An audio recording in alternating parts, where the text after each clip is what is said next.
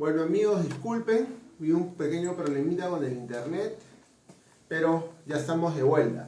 Entonces, recapitulando, estamos diciendo de que lo que quería la administración pública, lo que se quería, el bien jurídico protegido en este caso, en esta clase de delitos, era el normal funcionamiento de la administración pública y la buena reputación de la administración pública, que hoy por hoy lo que quiere, hoy por hoy lo que se quiere es una buena administración pública con buenos funcionarios.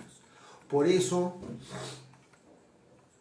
a raíz de los grandes sucesos de corrupción del gobierno de Alberto Fujimori, ¿qué se hizo? Se creó un subsistema anticorrupción y se promulgó el nuevo Código Procesal Penal, primero específicamente para casos anticorrupción, ¿no? Por eso tenía es un sistema de lujo, ¿no? En realidad, que fue adoptado primero por el sistema anticorrupción. Como vemos acá, delitos que tienen una particularidad especial, una nomenclatura especial, una sintaxis, una morfología típica específica y variopinta. Entonces, eso es lo que buscamos con esta clase de bien jurídico protegido. También habíamos hablado que los agraviados en este delito eran el Estado en primer lugar y los particulares en segundo. El Estado por intermedio de su procurador público anticorrupción o su procurador ad hoc y el agraviado por parte de su abogado particular o su defensor de víctimas, de su asesoría legal gratuita, si es que lo tuviese, ¿no? Su defensor particular. Ahora, en el caso concreto de este señor que quería extorsionar, porque la concusión es un tipo de extorsión, sí, es un tipo de extorsión hecha por un funcionario público, sí, hecha por un funcionario público. ¿En uso de su cargo? Sí, en uso de su cargo. Perfecto. Ahora, si ustedes me preguntan, no, haciendo un paralelo, ¿qué libro les recomiendo yo sobre delitos de corrupción de funcionarios? Yo les recomiendo específicamente este de acá. Yo les recomiendo este de acá.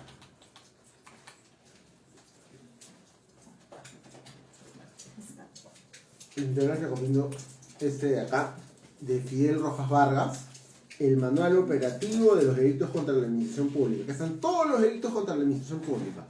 Los más conocidos y los menos conocidos. Súper resumido, súper práctico, ¿no? Y en su momento me costó a un buen precio.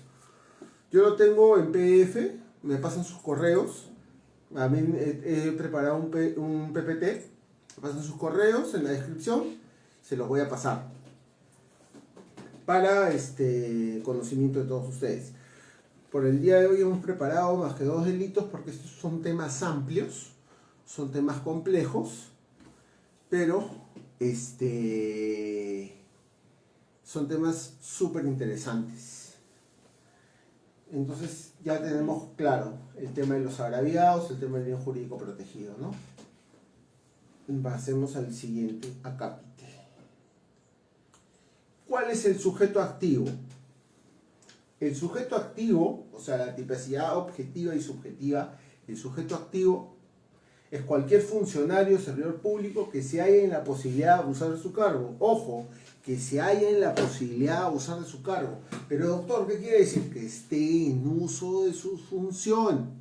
El funcionario público que ya no ostenta una resolución, que haya sido cesado de sus funciones, es decir, que ya no sea funcionario público, no cometerá concusión. Pero entonces ya no cometerá delito. No, puede cometer delito. Se puede calificar como extorsión. No como concusión, pero sí como extorsión. Porque, ojo, la concusión Es una extorsión cometida por funcionario público. Es una especie de extorsión disfrazada, ¿no? Solo que la violencia se disfraza como abuso e inducción. Miren, ¿cuál es el sujeto pasivo?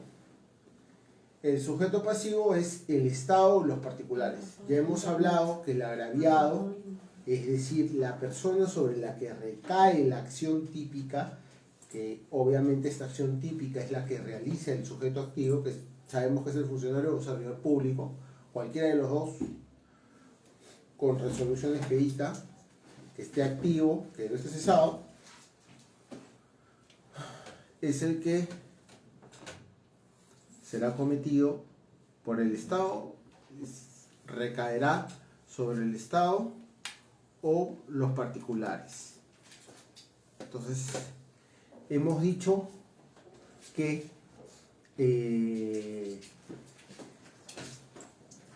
se comete siempre por acción dolosa, nunca por culpa, siempre por dolo. Ya esto que queda clarísimo, ¿no? El sujeto activo, el sujeto pasivo, listo, ya hemos hablado de ejemplos.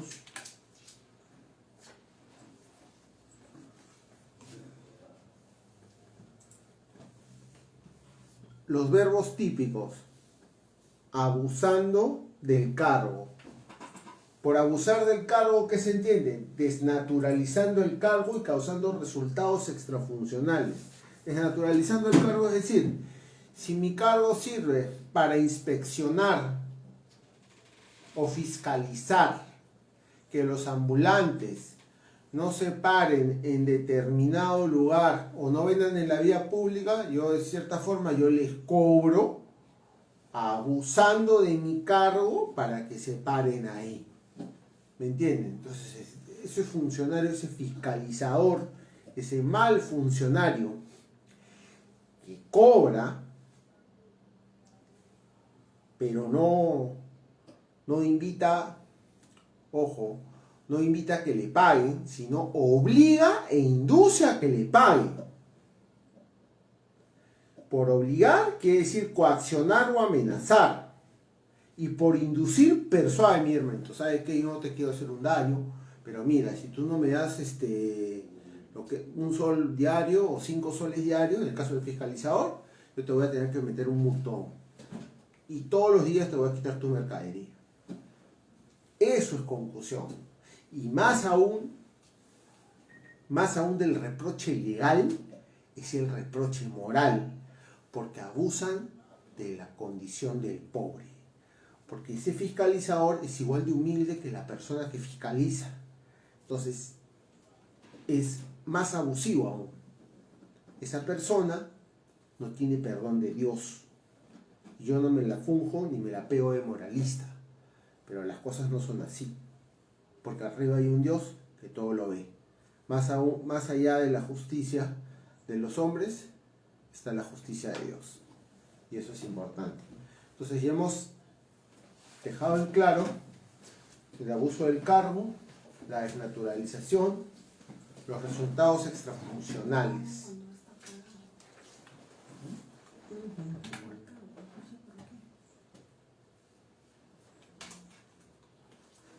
Sigamos con la conducta típica. Obligando a una persona a dar o prometer indebidamente un bien o beneficio patrimonial. ¿No? Obligando a una persona se coacciona, ya hemos dicho, se coacciona, se amenaza, se condiciona, ¿no?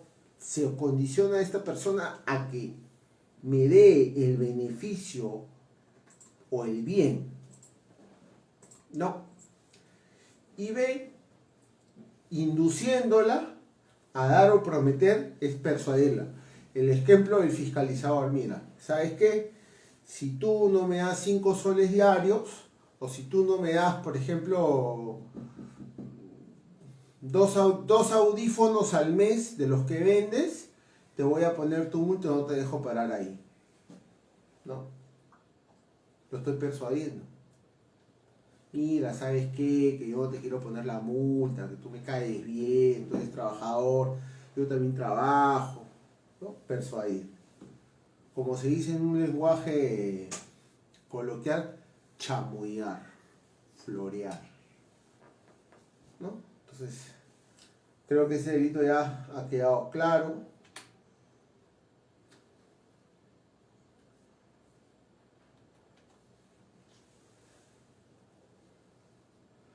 Cuando se consuma, cuando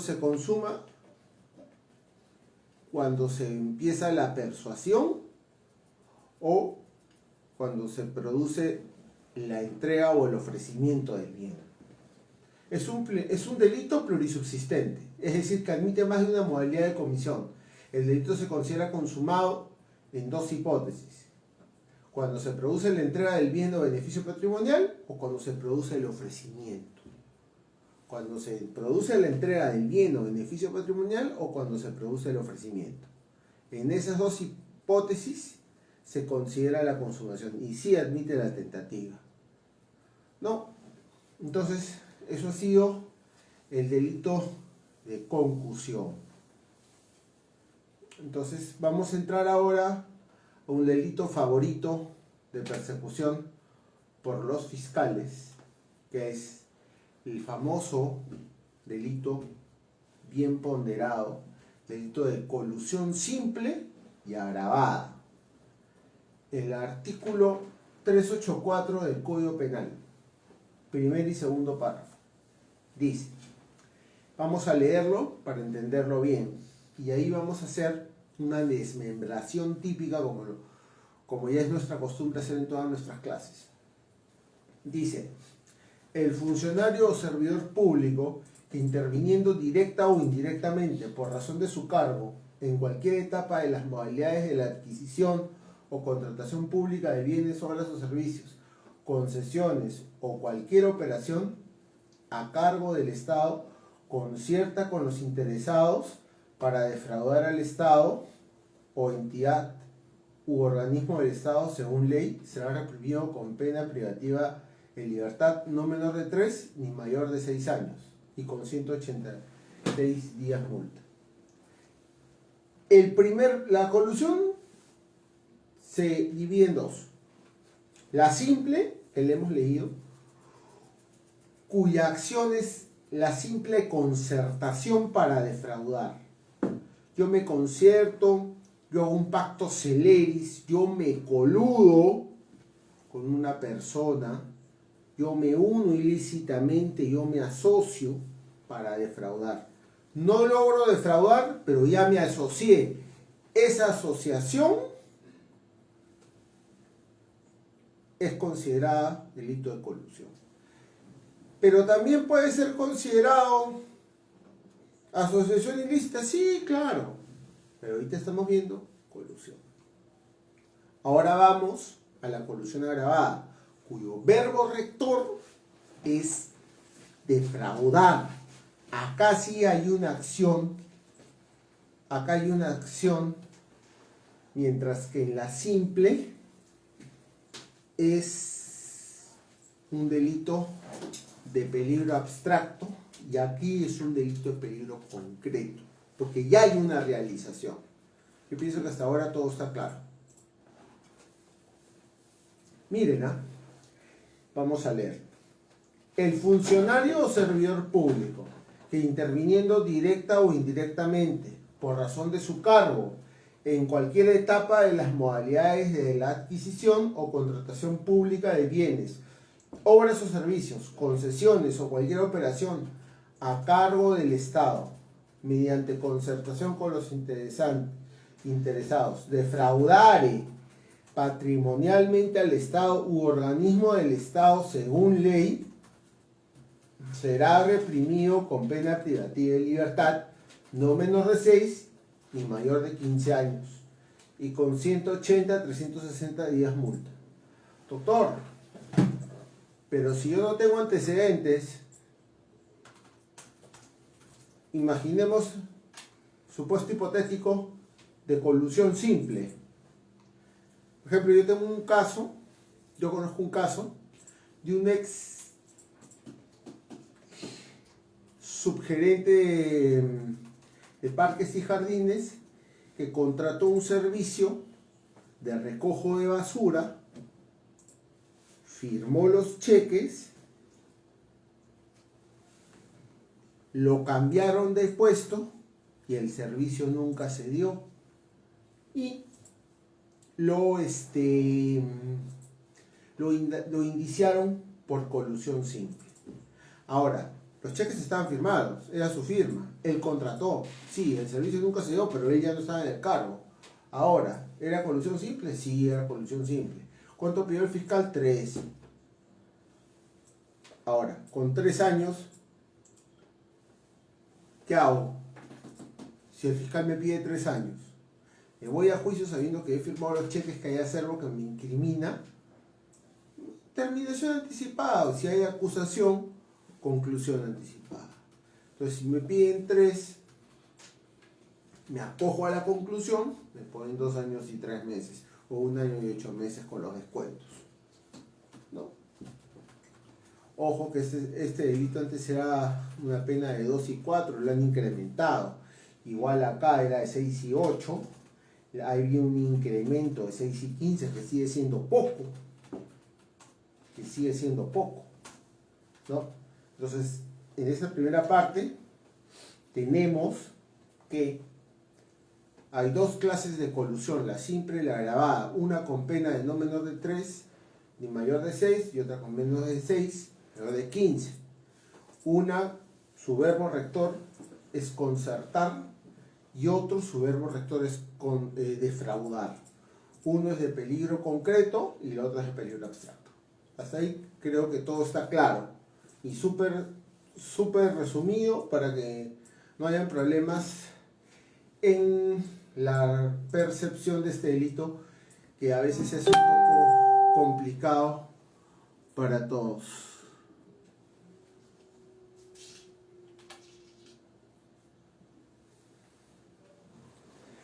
Miren, Fidel Rojas Vargas dice que el tipo penal de colusión ya pone de manifiesto una noción de pacto ilegal, de componenda, de arreglos por debajo de la mesa. La idea de colusión ilegal corresponde a una gama de delitos que en otras legislaciones es considerado delitos de fraude en la administración pública. Claro, ¿por qué será fraude en la administración pública? ¿Por qué se dice arreglos por debajo de la mesa? Porque acá sí tienen que entender que hay 2 personas, el intraneus, que es el funcionario público o servidor que está dentro de la administración pública, y el extraneus. Ojo, no es cualquier funcionario, pero doctor, usted me ha dicho que es funcionario o servidor público. Sí, pero no es cualquier funcionario ni cualquier servidor público. No es cualquier funcionario ni cualquier servidor. Es un funcionario y un servidor que tenga que ver con el manejo de los contratos o con el procedimiento de los contratos. Por ejemplo, imaginemos alguien que tiene que ver con la compra en el ejército de tanques, ¿no? Alguien de logística del ejército, ¿no? Del comando logístico del ejército que tenga que ver con los tanques. El funcionario encargado de la compra de tanques. Puede ser un general, un coronel. Específicamente ese funcionario público que se colude con el dueño de la empresa de tanques, ¿no? Y compra tanques chatarra a un precio elevado, ¿no? Porque sabe que ese señor, ese dueño de la empresa, le va a dar su tajadón para comprarse su Mercedes, su BMW y su casa en La Molina.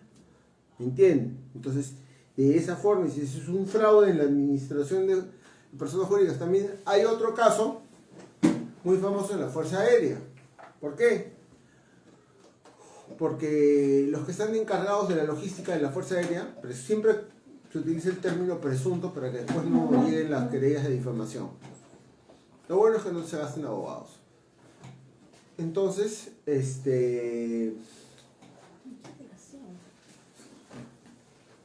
la Fuerza Aérea tiene helicópteros Mi-17, ¿no? Son helicópteros rusos, ¿no? Esos abultaditos.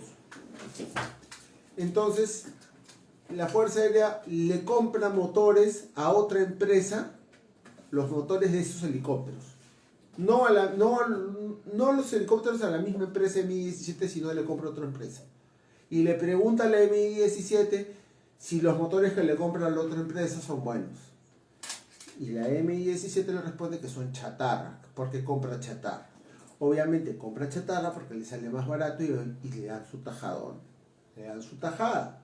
Entonces, ¿qué quiere decir? Que el general o el coronel, que es jefe de logística de la Fuerza Aérea, ¿no? De la logística de la Fuerza Aérea, no me acuerdo, no sé el nombre técnico, se colude con esta empresa para comprar estos motores malogrados, cosa que gana la Fuerza Aérea. Bueno, no gana la Fuerza Aérea, no gana el general y gana la empresa. Entonces, tenemos a un intraneus, que este es el general que se colude, y tenemos a este extraneus, que es esta empresa coludida.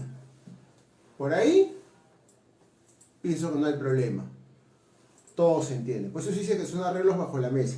Porque necesariamente en el delito de colusión tiene que haber un pacto celeris. Tiene que haber un acuerdo entre terceros. Pero no cualquier acuerdo, sino un acuerdo ilegal. No puede ser legal. No tiene que ser un acuerdo ilegal. Saludo para nuestro amigo que nos está viendo desde Ámsterdam. Nuestro amigo dueño del restaurante Nazca, el mejor restaurante gourmet de comida peruana en Ámsterdam. Lo máximo. Cuando vaya nos va a regalar la cuenta. Buen chefa. A ver, vamos a hablar ahora sobre colusión y contratación estatal. La colusión y la contratación estatal siempre han existido y siempre han ido de la mano. Yo pienso que este acápite se ha debido llamar colusión, corrupción y contratación estatal, porque siempre han ido de la mano. Porque ese delito se desenvuelve en el ámbito de la contratación estatal. Tiene una singularidad, ¿no? Son acuerdos de voluntades para contratar, pero la colusión, al igual que las contrataciones del Estado, tiene diversas particularidades y diversos organismos y diversas etapas. Este funcionario público que conoce de contrataciones del Estado, que sabe de la que está a cargo de determinado organismo público, de determinada división que tiene que ver con las contrataciones de esa división o de las compras, es el llamado por ley a coludirse, ¿no? Por eso han creado, para limpiar un poco las compras en las Fuerzas Armadas, han creado una agencia de compras que se llama Compras Perú, ¿no? Entonces, o el registro de proveedores del Estado, ¿no? Pues un caso de colusión sonado o de peculado, Richard Swing. Es un caso de colusión, por ejemplo. ¿Cuál es el bien jurídico protegido en este tipo de delitos? El bien jurídico protegido, en sentido general, es el adecuado y regular funcionamiento del aparato estatal en materia de contrataciones, la transparencia en las contrataciones. O sea, nadie se explica a veces en los procesos cómo una empresa que te ofrece un producto el más caro y el peor gana, cuando el mejor producto, el más barato y el mejor nunca gana. Entonces, a partir de eso empiezan las investigaciones. ¿Por qué? ¿Por qué? Porque el dueño de esa empresa es cuñado del director de contrataciones, o es familiar, o es yerno, o es cuñado, o es amigo del cuñado del tío de, tiene algo que ver. Hay una mezcla de nepotismo, ¿no? Siempre se apunta por ahí.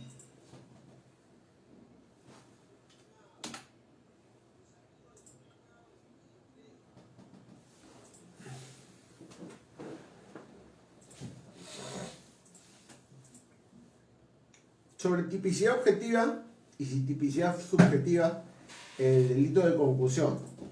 El sujeto activo, ya hemos dicho, es cualquier funcionario, pero no necesariamente cualquier funcionario, sino cualquier funcionario que tenga que ver con el tema o con las adquisiciones y contrataciones del Estado. O sea, no cualquier funcionario del servidor público, sino necesariamente que tenga que ver con el tema de contrataciones y adquisiciones del Estado. Y el sujeto activo, acá el agraviado general, porque no hay un agraviado específico como el caso de concusión, o exacciones ilegales o cobros indebidos, o abuso de autoridad.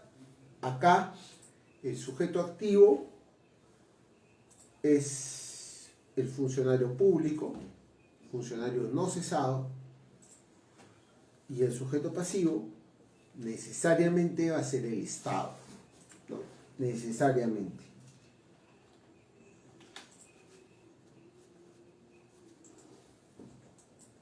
Tenemos dos tipos de colusión. La colusión de peligro, que ya le hemos relatado, que es en el primer párrafo del 384 del Código Penal. Su verbo es concertar, que es solamente el hecho de concertar.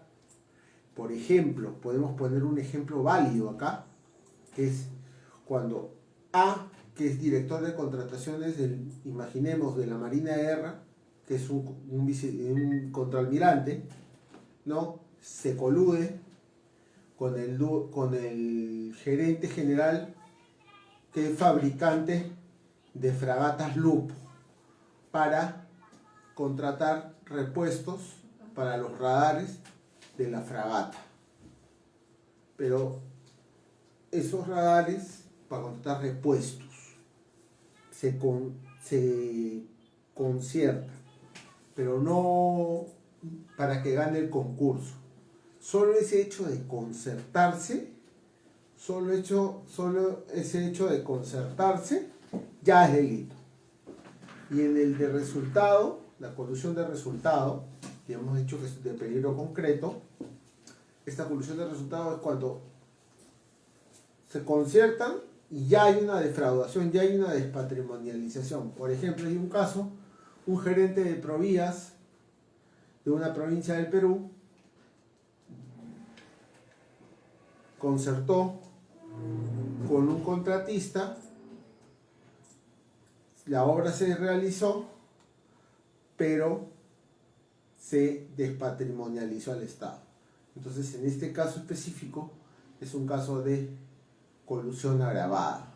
¿Por qué? Porque se ha causado una defraudación específica al Estado. Entonces, tenemos que recordar que en estos delitos de corrupción de funcionarios, en estos delitos contra la administración pública,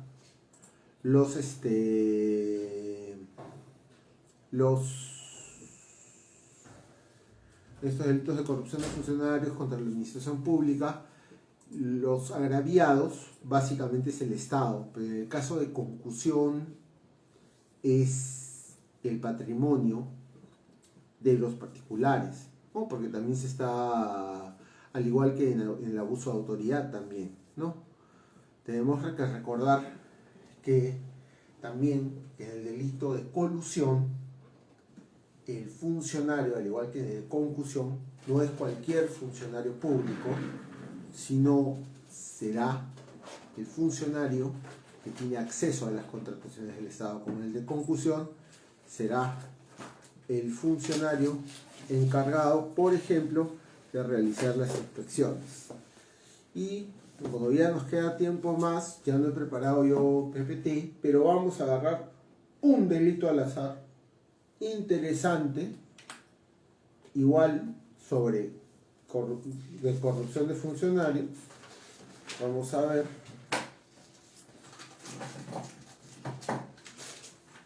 Vamos a ver.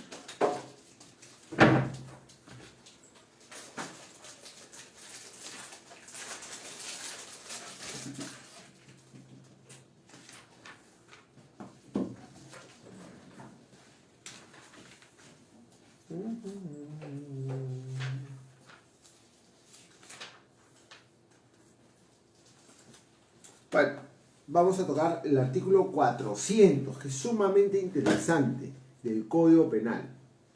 ¿No? Este artículo 400 del Código Penal habla del tráfico de influencias. Este artículo 400 del Código Penal tiene dos partes. Ojo, habla de un tráfico de influencias realizado por cualquier persona y de un tráfico de influencias realizado por un funcionario público. Entonces vamos a leer las dos partes de este delito de tráfico de influencias, que lo encontramos en el artículo 400 del Código Penal. Por si acaso estoy tomando gasecita. Se seca la garganta. El que invocando o teniendo influencias reales o simuladas recibe, hace dar o prometer para sí o para un tercero donativo o promesa o cualquier otra ventaja o beneficio con el ofrecimiento de interceder ante un funcionario o servidor público que ha de conocer, esté conociendo o haya conocido un caso judicial o administrativo, será reprimido con pena privativa de libertad no menor de 4 ni mayor de 6 años. Inhabilitación según corresponda, conforme a los incisos 2, 3, 4 y 8 del artículo 36 y con 180 a 365 días multa. Este es cualquier persona y este es el tipo agravado. Si el agente es un funcionario o servidor público, será reprimido con pena privativa de libertad no menor de 4 ni mayor de 8 años. Inhabilitación según corresponda, conforme a los incisos 1, 2 y 8 del artículo 36 y con 365 a 730 días multa. O sea, en una parte tenemos que es cualquier persona, en otra parte tenemos que es el funcionario público. Entonces, ¿cuáles son los verbos típicos de este delito? ¿Cuál es la desmembración típica de este delito? Invocando o teniendo influencias reales. ¿Qué es invocar o tener influencias reales o simuladas? Es cuando uno, por ejemplo, invoca que tiene llegada, que tiene acervo con un juez o con un fiscal para solucionar determinado caso, no siendo funcionario, ¿no? Yo soy abogado y le digo a mi cliente, ¿sabes qué? Yo conozco al juez, el juez es amigo de mi papá, sí, yo tengo llegada con el juez, pero el juez me está pidiendo 4.000 soles, ya, ¿es tráfico de influencias? Ojo, dice, hace dar o prometer para sí o por un tercero donativo, promesa o cualquier otra ventaja o beneficio con el ofrecimiento de interceder ante un funcionario del servidor público que ha de conocer o esté conociendo o haya conocido. Ojo, ¿este juez está conociendo el caso? Sí. Entonces yo le digo a mi cliente, José, el juez me está pidiendo 4.000, para resolver tu caso a tu favor. Mi cliente me da los 4.000, yo me voy a Jamaica con sus 4.000, el juez nunca me pidió nada porque el juez ni me conoce, porque ni siquiera me ha personado. Entonces, ¿estaré cometiendo tráfico de influencias? Sí. ¿Le estoy vendiendo humo a mi cliente? Sí, soy un vendedor de humo. Pero ojo, estoy invocando influencias reales, no. Influencias simuladas, sí. Pero con una persona que tiene la capacidad de resolver su caso. Y si yo le digo a mi cliente, oye, me está pidiendo un secretario de otro juzgado que es amigo del juez,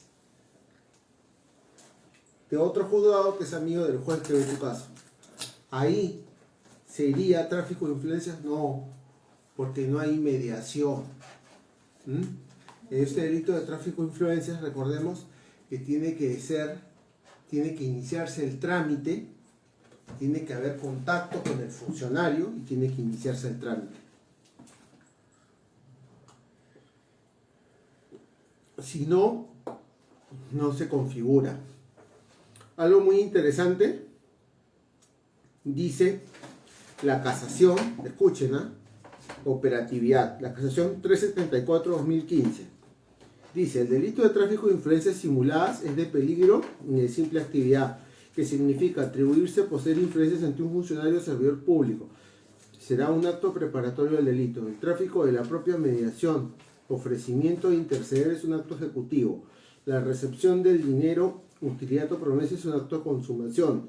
En el presente caso, tráfico de influencias simuladas, se debe precisar que los actos realizados luego de la consumación, es decir, el hecho de que no se haya personado a los procesos en trámite, no presentado escritos, recursos o informes, no son punibles como actos de tráfico de influencias, y ahí que el análisis de la conducta del imputado por este dolo corresponde al acto de traficar que realiza el autor sobre un particular, es decir, limitado por el núcleo rector. Conclusiones: no se ha acreditado al entrar el dinero y documentos. ¿Me entienden? O sea, por ejemplo, en el caso específico de una persona que le hayan imputado gestionar un traslado de un interno de un penal A a un penal B, ¿no? Siendo funcionario público, pero no teniendo nada que ver con el tema del INPE, ¿no? Se tiene que probar que se le haya entregado el dinero, se tiene que probar que haya empezado la gestión. Ojo, pero si no se ha ya probado que se le ha entregado dinero, o sea, mientras no haya dinero no hay consumación. Entonces, si se ha probado que se ha entregado dinero, entonces no se ha consumado. No hay trámite, tampoco.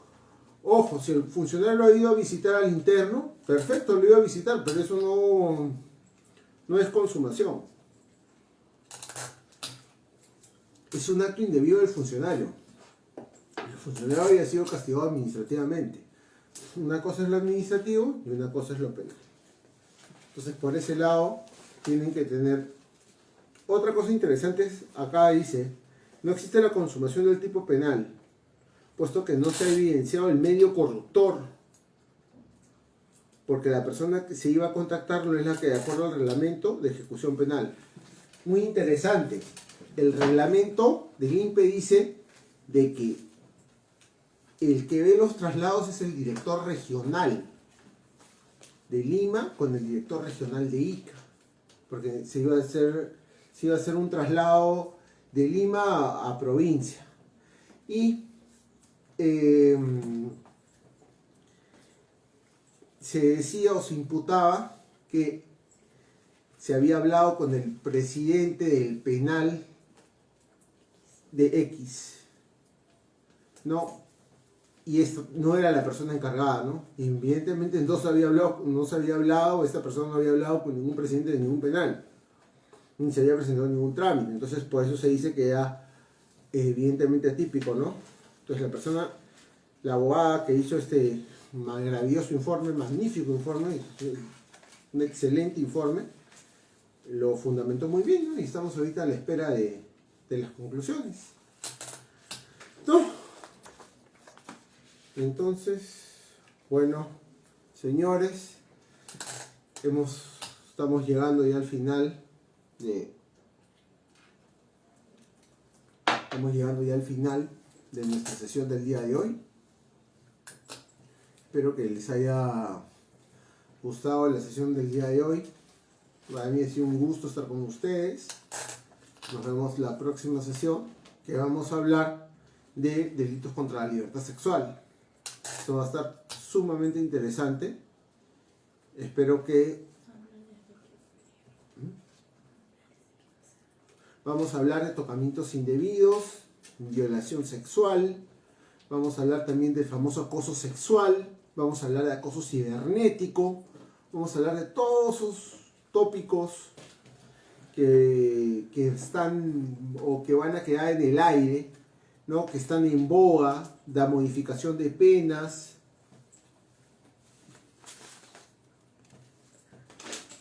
Todo eso interesante. Todo es interesante. Vamos a hablar en la próxima clase. Otro libro que les puedo recomendar sobre corrupción de funcionarios, delitos contra la administración pública, James Ratey Sánchez. También es sumamente bueno lo que es corrupción de funcionarios y sumamente didáctico. Por eso, sobre todo, hemos hablado en esta casi hora, ¿sí? Casi una hora de temas prácticos y sobre todo didácticos, ¿no? De una forma que todos puedan aprender y todos incrementamos nuestro conocimiento. Bueno, muchachos, eso ha sido todo para el día de hoy. Espero que haya sido de su agrado. Ante todo, agradecer también a los amigos de CIEP. Muchas gracias. Buenas noches. Que pasen un buen fin de semana.